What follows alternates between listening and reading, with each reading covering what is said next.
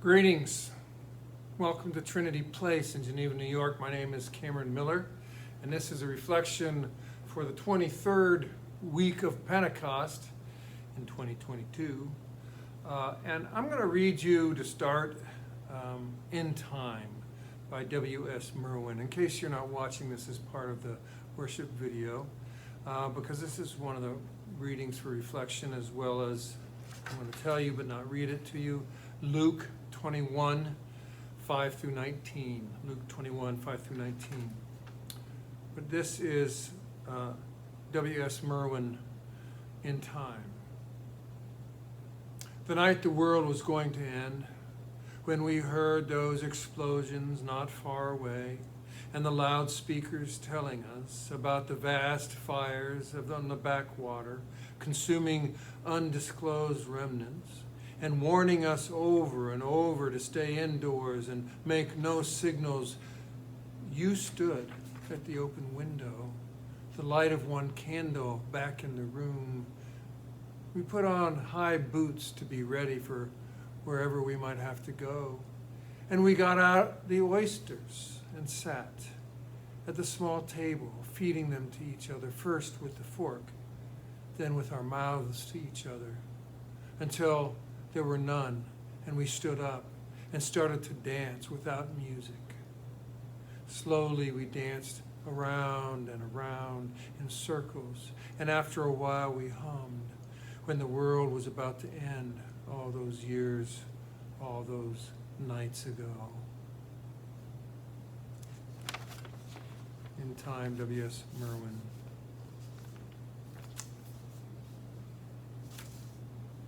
When the world is about to end, we can huddle in the corner, crouched with our hands over our heads, or we can feed each other oysters and dance.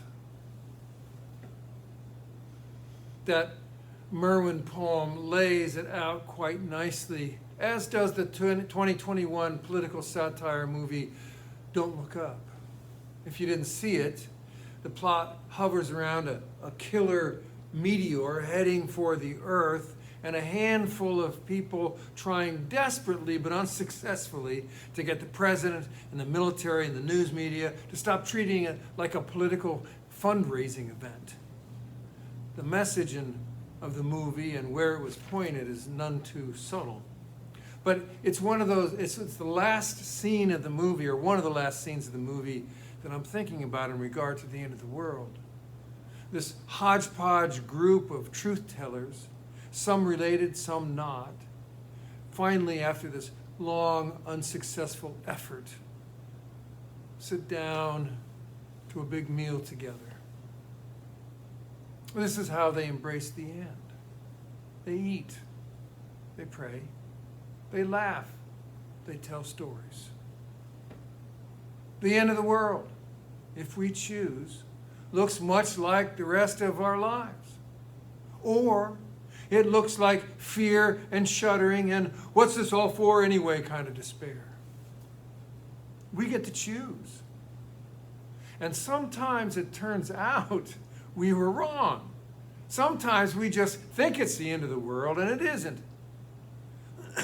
We have lost some very good friends here this year in this community at Trinity Place.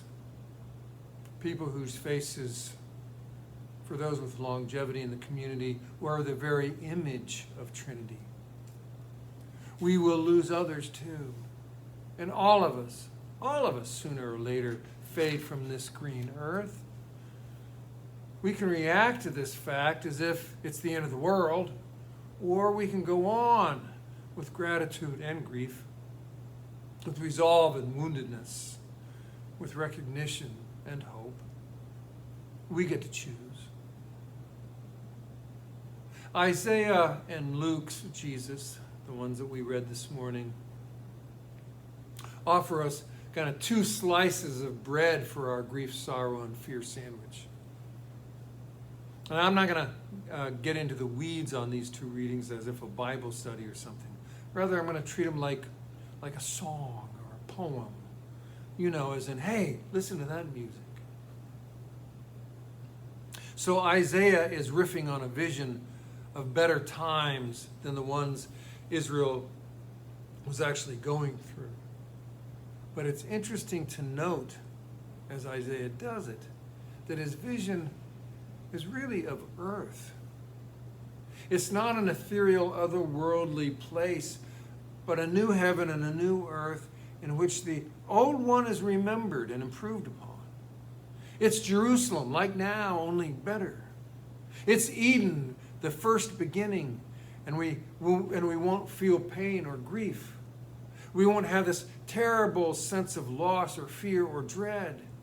It's not the pearly gates of heaven or with angels playing harps on clouds. It's the earth, as if the earth that we can imagine, but that we could never really quite realize. And then Luke has Jesus going in the opposite direction from Isaiah. When someone says, how lovely the stained glass windows are, or how inspiring those vaulted ceilings, Jesus says, yeah, just wait. It's all coming down, Jesus says. But then he is so generic in his description that the signs and the wonders that he describes about the end of time could be any time, almost any year of any millennium. It's as if to say, you don't get to know, so don't go around acting like you know when the end of the world's going to be. Now, there's some other stuff in that reading from Luke that's kind of grim and disturbing, about severe divisions among families and friends, and we all know how very disturbing such divisions are. We've got some, don't we? But all he really says about all that is endure. By your endurance, you'll gain your soul, he says. In other words, when things get really bad, keep going. Just keep going and keep living as if tomorrow's another day. There is no reason to stop working for the kingdom to come on earth as it is in heaven. There is no reason to stop being agents of God's love. Yes, there's death. Yes, there's grief. Yes, there's pain. Yes, there's loss. Yes, there's defeat. Yes, there's betrayal. Yes, there is violence. Yes, there's disease. Yes, there's debilitating woundedness. And yes, there's chaos. Yes, mismanagement. Yes, negligence. Yes, there's pestilence. Yes, there's evil. Yes, there's sorrow. But so what? Keep on. Keep going. Endure. In the midst of it all, we're still living one day at a time, and our task is still to live as agents of God's love, regardless of what's going on around us or what world we think is going to end tomorrow. Endure. Not survive, endure. We don't get to survive, none of us do. But we can endure while we live.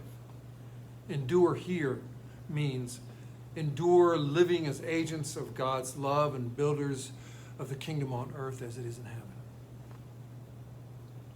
Whether we're holding Isaiah's enraptured vision or surrounded by grim chaos of the end of the world, keep on keeping on, living the gospel to the very end. Seriously. Seriously. We're all living on the edge. All of us. Just waiting for the end of the world as we have lived it. Are we going to do that huddled in fear and despair, or feeding oysters to one another and dancing? Our life and death, yours and mine, don't add or subtract from the fact that God's presence in creation is the timeless effort to bring the kingdom on earth as it is in heaven. We come and go, but the new heaven and the new earth keep on being born, keep on evolving, keep on being created, keep on enduring. It is the privilege of our lifetimes to be able to contribute to it. So keep on. Keep on working for the kingdom on earth, right up to the end, whenever that will be. And one of the ways that we do that, or can do that, one of the ways we lift our heads up and resist fear and despair and endure grief and sorrow is by gathering and singing, gathering and sharing a table, gathering and shedding tears together, gathering and looking one another in the eyes and recognizing love. Gathering with laughter, gathering with prayer, gathering in the arms of community, gathering and then going out and living the gospel and creating the new heaven and the new earth right up to the end. It's what we do. We endure. We keep on.